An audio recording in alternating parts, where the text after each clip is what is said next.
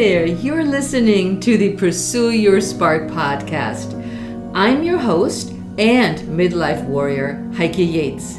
And on this show, we're talking about fitness, nutrition, and mindset strategies for women in midlife. Plus, our fierce guests on the show share their stories to help you reclaim your power to spark an authentic life.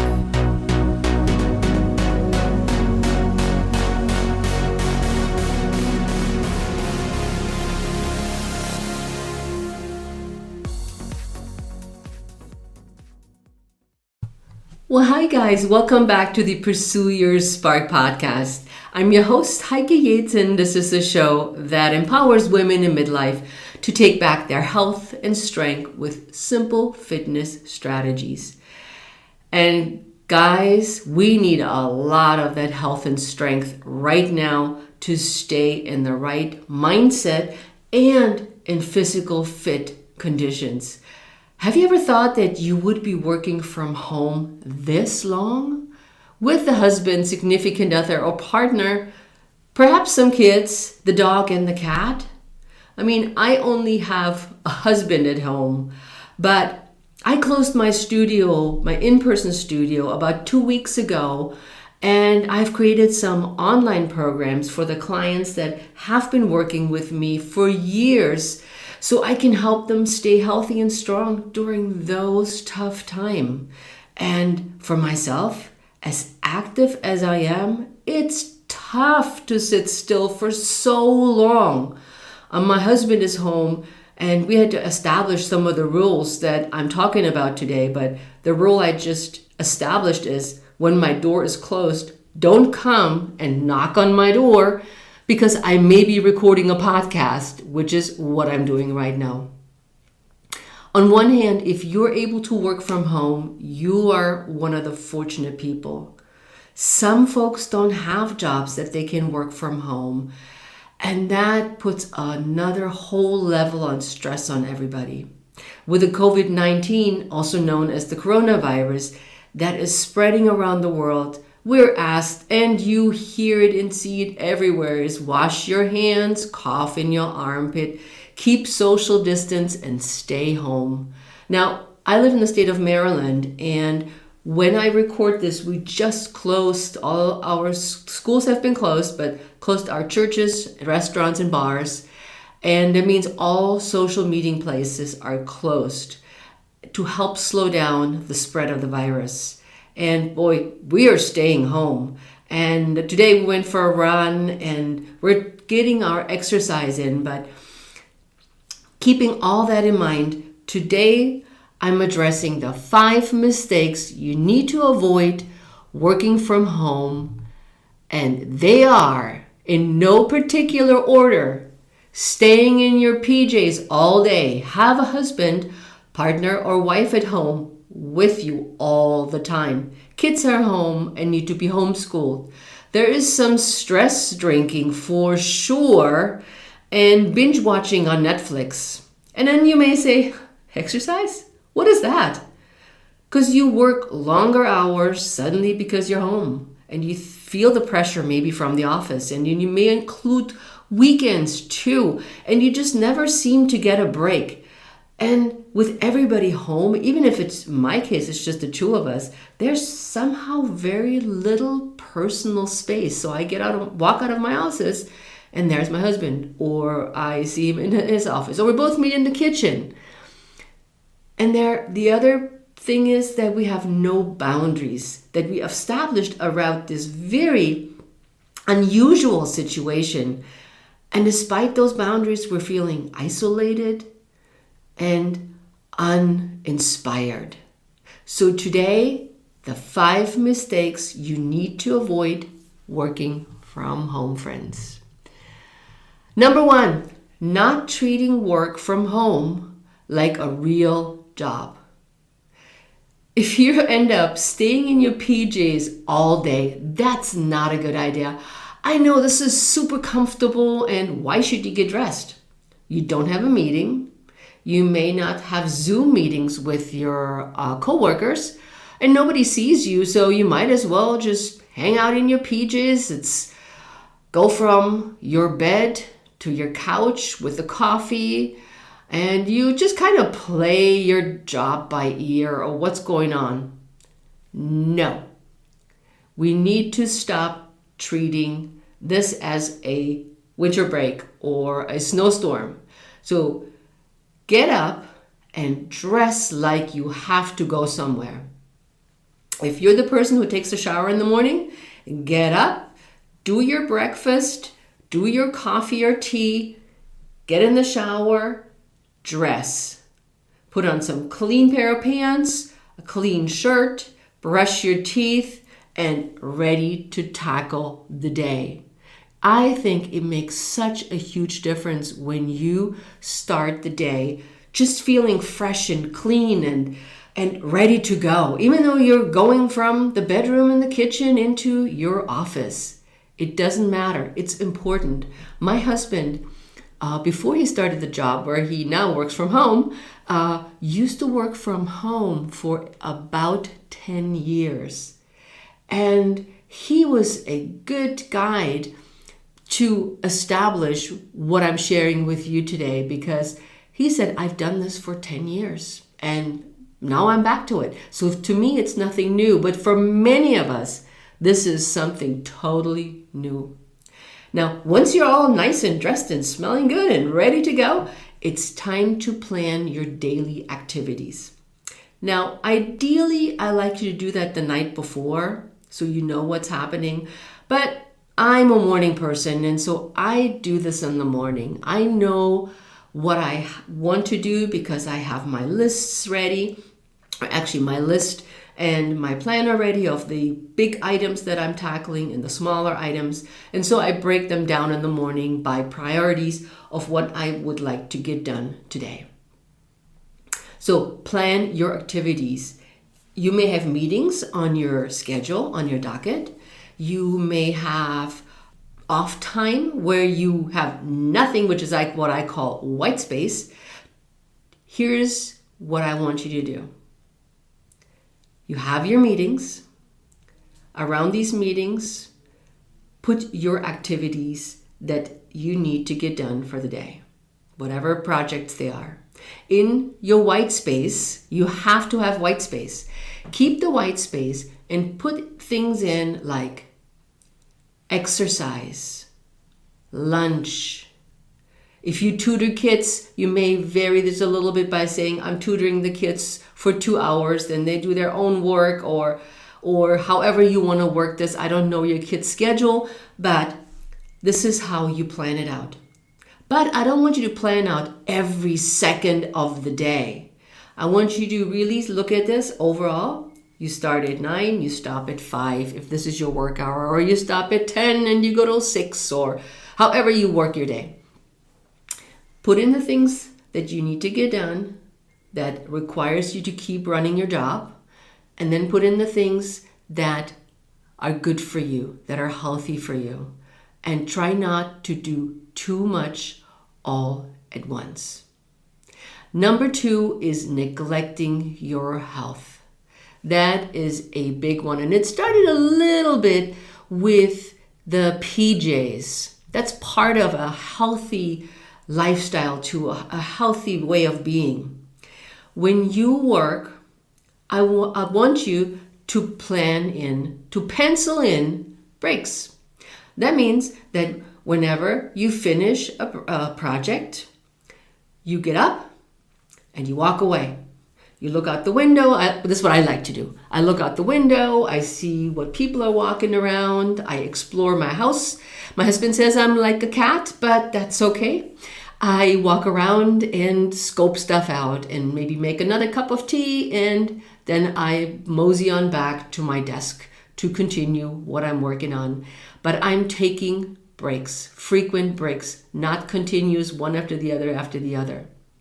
And the bathroom break does not count as a break because that goes in, out, and done. So plan a 5-minute break where you can start breathing. And if you follow me on Instagram at Heike Yates, you may have seen I just posted a breathing video on IGTV. And if you don't follow me on Instagram, go there right now and follow me over there as well, because I'm posting some really interesting and cool stuff as well. So allow yourselves to get breaks. And then I touched on it earlier, plan exercise in your day. This can be tough, man. You're supposed to produce, you feel like you're supposed to be at work, and everything's upside down. Your whole planning is different. Your whole life has become different. The rhythm has become different. You're not leaving your house and then you go to the gym at lunch, or you work and then after work you go to the gym, or however you fit in your exercise in the day, or you did your lunch walk and now you may feel guilty that you're not doing your exercises, or you may have relied on equipment at the gym and now you're stumped to what to do. Go to my YouTube channel at Heike Yates. I have a whole series of 3-minute videos. Yep, they're only 3 minutes. Some are with equipment, some are without equipment. Some are, most of them are 3 minutes long, but I've started creating 8 to 10 minute videos as well that are a continuous workout. With the 3 minutes, you just do one after the other, or you keep repeating the same one several times. If you're pressed for time, then this is a great solution that you can just say, okay, I do 3 minutes. I do one of Heike's videos. I don't have to change. I'm in my clothes. I don't have to lie on the floor. And you can do this. Let me know what you think when you get to my YouTube channel. Number 3 out of neglecting your health is preparing healthy and nutritious meals. Working from home doesn't mean that you do not have a lunch or breakfast or a dinner time. Go and put in your planner in your schedule for the day when you eat breakfast. As many of you know, I don't eat breakfast. I intermittent fast, so I don't eat breakfast and I don't eat snacks. And so if you have your meals, I want you to plan them in. Now, a bit of caution right now. Many of us are sitting a lot more than we normally do. You probably don't need the snacks. So keep an eye on those snacks. And when you prepare your meals, think of eating the rainbow, healthy proteins, healthy fats. You know, avocado is my all-time favorite. And prepare a meal that also looks good to the eye. Put some effort in. Take an hour to prepare those meals and enjoy the meal by simply just sitting there eating. Maybe listen to a book. If you're by yourself and you don't have anybody to talk to, you may just want to listen to a book or just tune out by looking out the window while you're eating. Now, I want you to be aware that you don't stuff yourself with junk food. You may have been to the grocery store and said, "Dag nabbit, the toilet paper is all gone." So you opted for the extra Cheetos and said, "Yep, there's buy one, get one free. I'm going to grab some Cheetos." No junk food in the house, guys. That's like rule number 1, because especially right now when we're stress eating, frustration eating, or just eating because we're bored, stop, get the junk food out. If you bought any, or if you have not, on your next grocery shop, buy some more vegetables and crunch on those. And you know what? Meal prep time is a great time, a fantastic time to connect if you live with multiple people. It could be so much fun. It is fun when one cuts the carrots, the other one breaks the salads into pieces, and you actually talk about the food. And I just made a vegan dish the other night, and my husband couldn't get enough of me saying, or actually he got enough of me saying, "This is healthy. This has a lot of vitamin A. This is high in fiber. Look at this meal. It's low in calories and high in energy." And he's like, yeah, Heike, I know. And I was like, this is just fantastic. What you also could do, and I just thought of that, is why not cook with somebody else? Get on your favorite social media channel or WhatsApp with your friend and say, hey, let's pour a glass of wine and let's cook our meals in our respective homes. Social distancing done well. Cook together, and then you might end up eating together as well. How about that? So on to number 3, not setting up a dedicated workspace and boundaries. With this sudden change, you may not have an office that you can just hop over and say, okay, like I have now, I took over my daughter's formerly known bedroom that I turned into my office, where I have everything just there. And I can have 2 screens and I can just go. I used to work at the kitchen table. I have my laptop and I have my one side of the table that used to be my office space. And it was funny because I kept sitting on that space and everything stayed until dinner time, and then I cleaned everything back up, and the next day I brought everything back out. Pain in the butt if you ask me, but the kitchen table was my dedicated workspace. You know that not having a dedicated workspace really reduces productivity temporarily, because you're just busy and you're trying to figure stuff out. And like I said, I now have 2 monitors, a wireless keyboard, and a mouse that's also wireless, and it makes me so much more productive. So think about where you could set up your dedicated workspace. So instead of lying in bed lounging around, think that's also really horrible for your back and neck. If I just may say it from a Pilates coach perspective, at least switch to an upright chair, like an office chair. You may have a living room chair that you move in a corner, and you may move one of the bedside tables as your office desk. So there's ways of how you can construct a really cool work nook. So think about it. Be a little bit creative.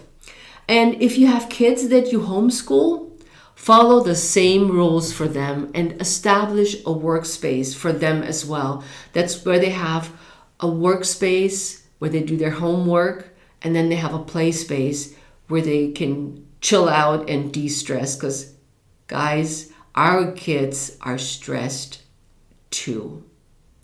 Which brings me to the second part in the not setting up a dedicated workspace, and that is boundaries. You have to set boundaries with the people you live with and the ones you don't. Now, here's what I mean by that. Keep office hours.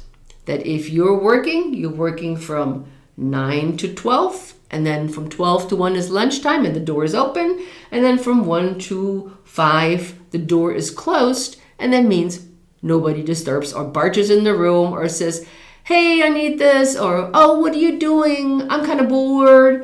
Do you want to hang out? Do you want to do this? No. Keep office hours that everybody in your household knows. And like I said, when I close the door, my husband knows I'm recording, I'm in a phone call, I'm talking to a client, or any of that. Now, that's easy to do. You could actually put a sign on the door with your office hours, so nobody has a question about that. But you also need to honor those hours and not bother somebody else in your household and go, hey, no, I'm bored. So keep your office hours on all sides. Now, if you have kids, you want to blend your schedule with that of your kids. The homeschooling, I've never done it. It's got to be tough when you try to work, then you try to homeschool, and try to figure things out along the way with nobody going outside, not seeing your friends. It's tough. Play and work times are important. Don't always work. If your brain is fried on one day, you don't have meetings, and you're just not as creative, get out of the office. You would normally do that too. Would you sit around in your office just staring at your screen thinking, oh my God, I wish the day was over? Maybe sometimes, but depending on your boss. But in general, nah. If I'm not being productive, if I'm just diddling around and end up just scrolling through the social media channels, I need to stop and do something totally different. So Create that time that's work and play time that is so important to help reduce the stress and have fun, because nobody said we can't have fun during these really tough times, right? It's okay to smile. So I'm like, now I'm going to look at you through my microphone and I'm going to give you the biggest smile and say, hey, yes, you can. Now, we're moving on to number 4. Don't become a hermit, like one of those snails that are going into a little house and just sit by themselves and they don't talk to anybody. Not that snails talk to anybody anyways, but they're sitting there and they're not socializing. That we are socially distant doesn't mean that you cannot talk to other people. Connect with others over social media. I am more than ever active with my followers. I actually have much better conversations now that people are more online, and I can ask them about their day and if they liked my posts or if they wanted to know more about what I'm talking about. So it's become a lot more fun for me to getting to know you, the listener, you on my podcast.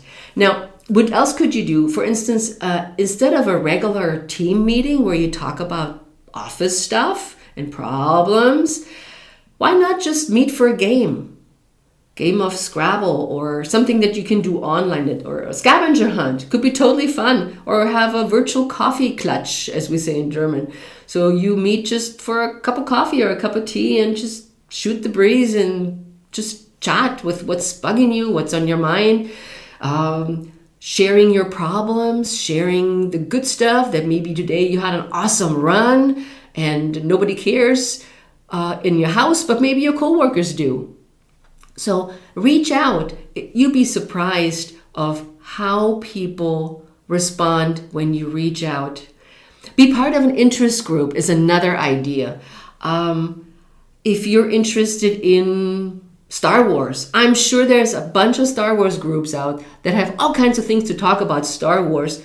And you can check the interest board or the community board and connect with people over that particular interest. It could be Star Wars, gardening. There's all kinds of groups out there and meetups. They're not meeting, but you still can communicate with these people. But make sure that this is not instead of the work that you're supposed to do because you are getting bored. So put time in for that. Now, then keep on with your extracurricular things. The things are things like, I don't have a dog, but you may have a dog. Walk your dog, which you have to do anyways. But how about you walk your dog at the same time every day? Because chances are you're meeting the same people every day. Now, you can keep the social distancing, but you can say, wave across the street and say, hey, what's your dog's name? Oh, I've seen you yesterday. What's your name? Get to know that other person across the street. Now, I meet people during my runs. That means I run in what's called the Sligo Creek Park or trail that's right by my house. And I run usually at the same time. And most of the time, I run into people that I've seen walking or running before. And it's just fun to get a smile saying a virtual high five, literally, or an elbow bump saying, whoa, awesome, you're out here too. Are you doing okay? Yeah, how about you? Yeah, hanging in there. Awesome.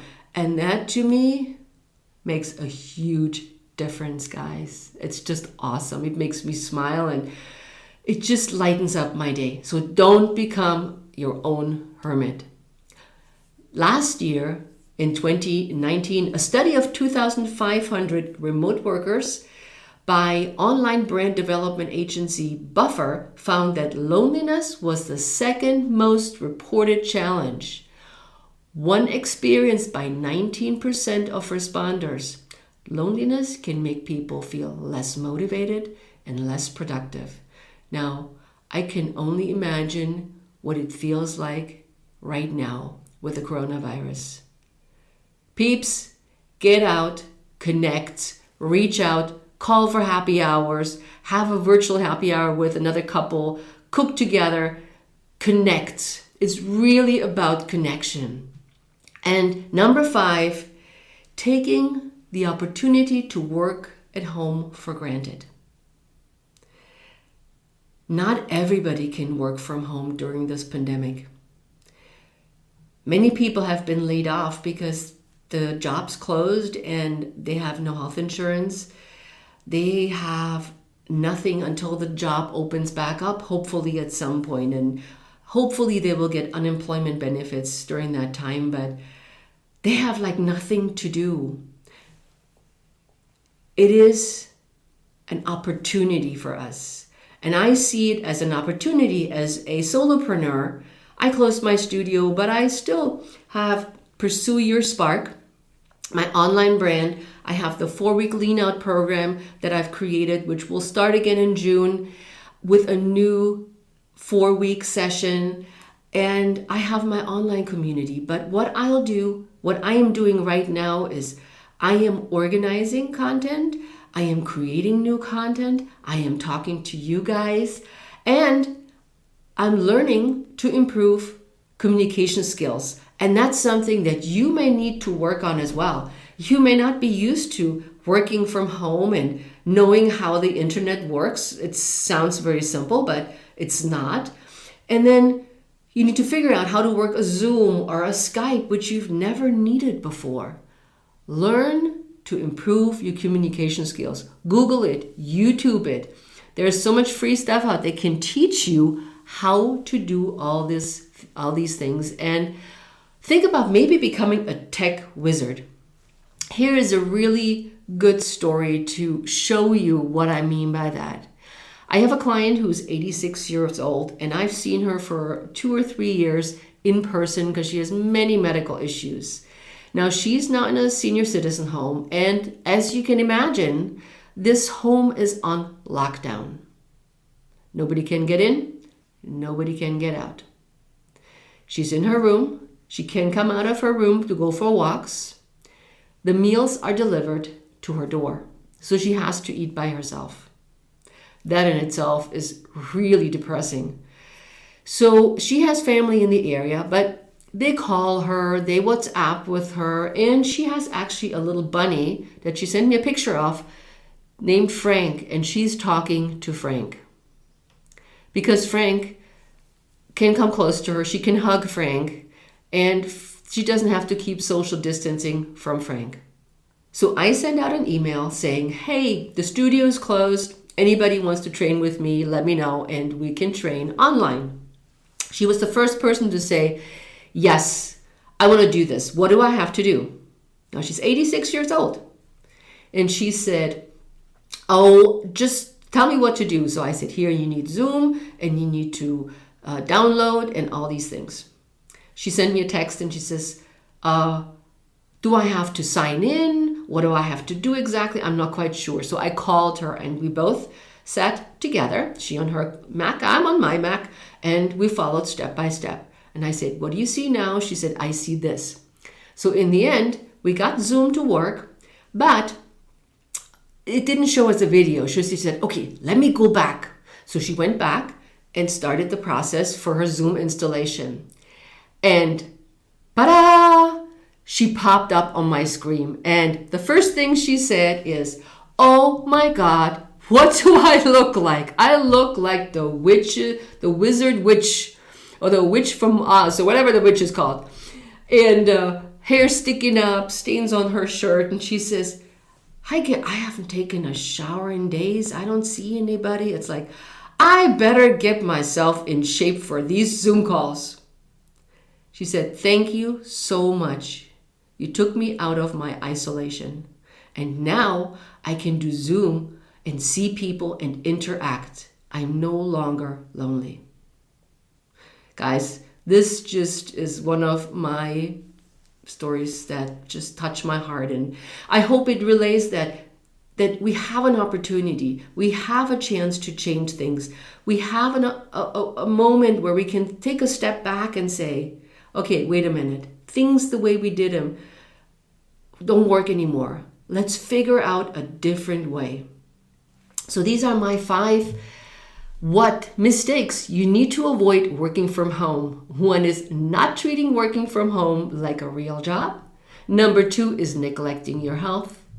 Number 3 is not setting up a dedicated workspace and setting boundaries. And number 4 is don't become a hermit. And number 5 is taking the opportunity for granted. And I want to leave you with, give yourself some gratitude and reflect on what's positive in your day every day. Don't just shut the office down and be done, or maybe do it with your family. Ask yourself things like, what's one thing that I did today that I'm proud of? Or what's one thing that I'm grateful for? And what's one thing that you're excited about for tomorrow? What are you looking forward to? I'll leave a link in the show notes, and I would love it if you would comment and review on Apple Podcast. And I hope that today's episode brightened your day, got some clarity, and I'll be back next week. So thanks so much for being here.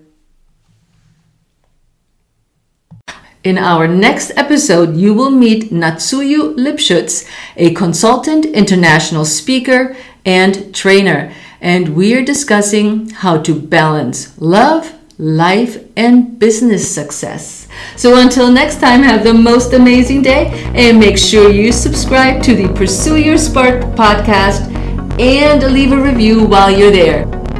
Thanks for being here. Ciao.